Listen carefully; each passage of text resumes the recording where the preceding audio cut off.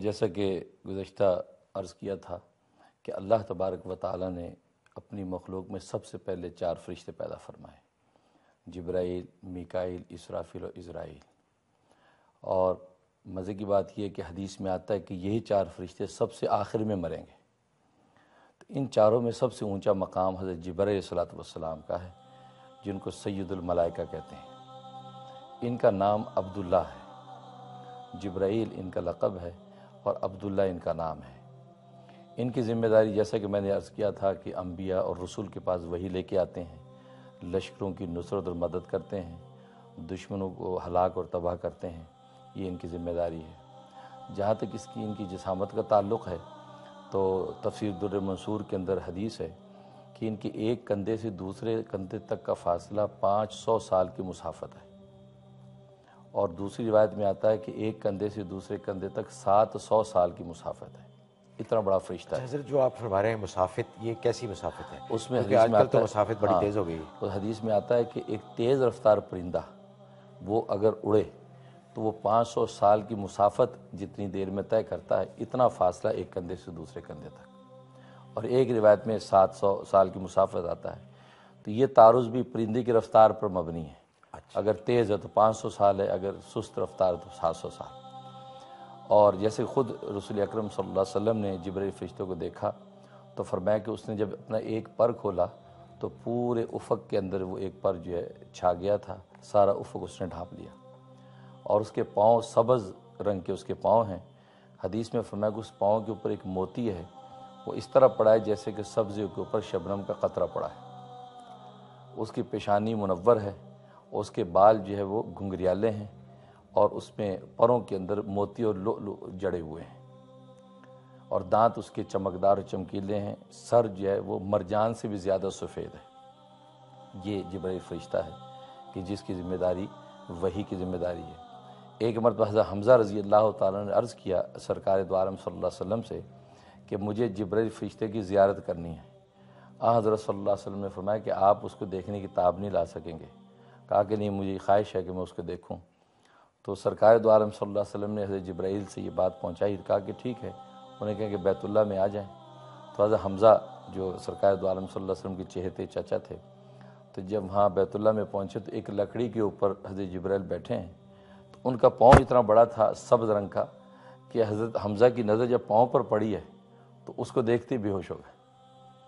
اتنا بڑا یہ فرشتہ ہے، لیکن اللہ تبارک و تعالیٰ کے سامنے ان کی کوئی حیثیت نہیں رہتی۔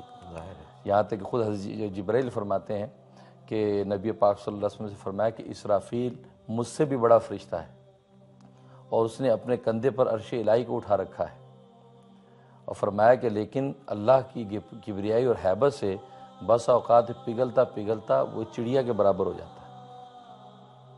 تو یہ فرشتہ جبرائیل جو ہے اس قدر بڑی جسامت کا مالک حضرت ہے۔ آپ نے فرمایا کہ 4 فرشتے جو اللہ نے سب سے پہلے پیدا فرمائے، اور انہی کو سب سے آخر میں موت آئے گی۔ تو یہاں سوال یہ پیدا ہوتا ہے کہ آیا فرشتوں کو بھی موت آئے گی اور حضرت جبرائیل کو بھی موت آئے گی؟ جی، اور کب آئے گی یہ؟ ہاں، اس لیے حدیث میں آتا ہے کہ نبی پاک صلی اللہ علیہ وسلم کا ارشاد ہے کہ جب سب پہلا سور پھونکا جائے گا تو سب ہلاک ہو جائیں گے، تو اس میں یہ 4 فرشتے اور عرش الہی کو اٹھانے والے فرشتے باقی رہ جائیں گے۔ اللہ تعالیٰ ملک موت سے پوچھیں گے کون زندہ ہے، تو عرض کرے گا 4 فرشتے جبرائیل، میکائیل، اسرافیل و عزرائیل زندہ ہیں، اور عرش الہی اٹھانے والے فرشتے زندہ ہیں۔ تو اللہ تعالیٰ فرمائیں گے عرش الہی اٹھانے والے فرشتوں کی روح قبض کر لو، تو ملک الموت ان کی روح قبض کر لے گا۔ اس کے بعد پوچھیں گے کون زندہ ہے، کہے جی ہم 4 فرشتے زندہ ہیں، تو اللہ فرمائیں کہ میکائیل کی روح قبض کر لو۔ پھر پوچھیں گے اب کون زندہ ہے، فرمائیں کہ ہم 3 زندہ ہیں، تو اللہ تعالیٰ فرمائیں گے کہ اسرافیل کی روح قبض کر لو۔ اس کے بعد پوچھیں گے اب کون زندہ ہے، تو ملک الموت کہے گا میں زندہ ہوں، جبرائیل زندہ ہیں۔ اس میں ایک روایت میں آتا ہے کہ اللہ تعالیٰ فرمائے کہ جبرائیل کی روح قبض کر لو، گویا کہ جبرائیل جو ملک الموت سے پہلے مریں گے۔ اور ایک روایت میں آتا ہے اللہ تعالیٰ فرمائے کہ اسرائیل تو بھی مر جا، تو وہ مر جائیں گے۔ تو اب اللہ تعالیٰ پوچھیں گے جبرائیل سے کہ کون زندہ ہے، تو جبرائیل کہیں گے کہ اے اللہ، تیری باقی ذات باقی ہے اور میری فانی ذات باقی ہے اور کوئی بھی نہیں. تو اللہ تعالیٰ براہ راست جبرائیل کو بھی ماریں گے, کہیں گے جبرائیل اب تو بھی مر جا.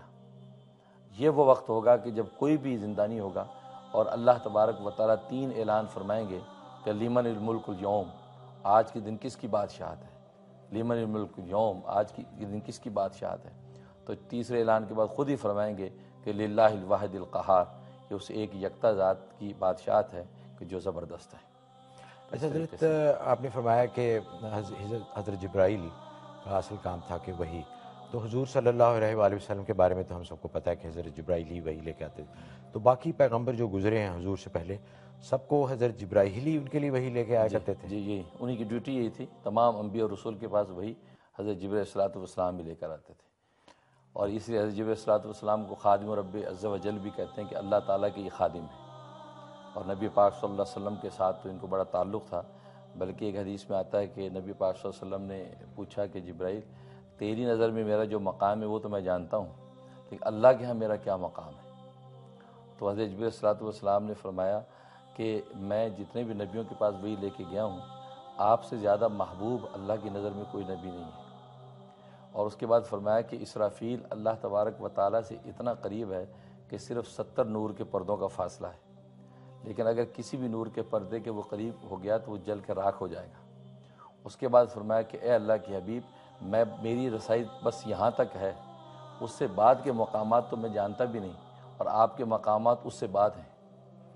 تو کہا کہ جبرائیل کو بھی سرکار دو عالم صلی اللہ علیہ وسلم کے مقام تک رسائی نہیں ہے.